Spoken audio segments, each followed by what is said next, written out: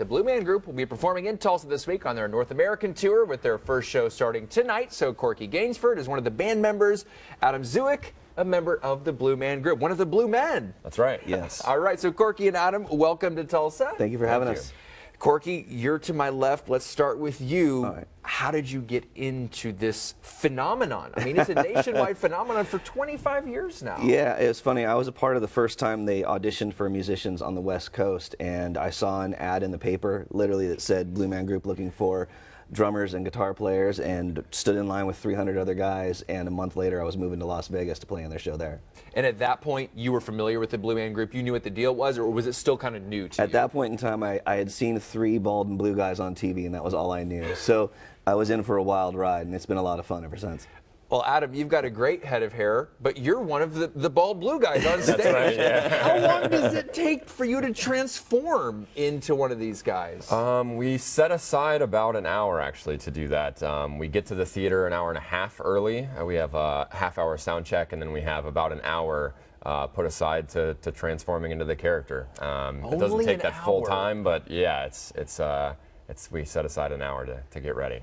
Of course, I can't help but notice, and Corky had made a comment earlier, your booming, rich baritone. What is your background? How did you get involved, and how did you become a Blue Man? Yeah, so I was in musical theater. I did musical theater from high school all the way through my professional career, and I decided to move to New York to pursue that. Moved there, and Blue Man was having an invited call, so I submitted my stuff, and luckily I was able to get it. I didn't do any drumming before Blue Man Group, but luckily they are able to teach people how to drum for the show. I had the acting chops. Well, it looks just fantastic. And Corky, I mean, you're a musician, you know, being in something since 2001 for that long, yeah. 19 years, that's a long time to be at the same gig. I didn't have any gray hair when I started, yeah. What keeps you coming back? You know, honestly, the show is different every night, and our job as musicians is to kind of read what the Blue Men are doing. They can't, you know, they're not speaking.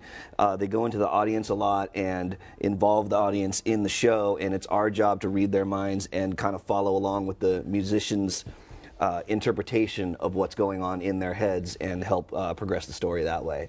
For me as a musician, it's different every night, and that keeps it entertaining all the time.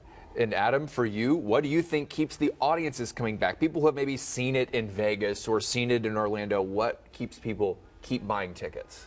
I think just the fun nature of it. I mean, like Corky said, for us on stage and also the audience, it's a different show every time you come and see it. There's so much audience participation. They're involved in the show. They're the other half of the characters of the show.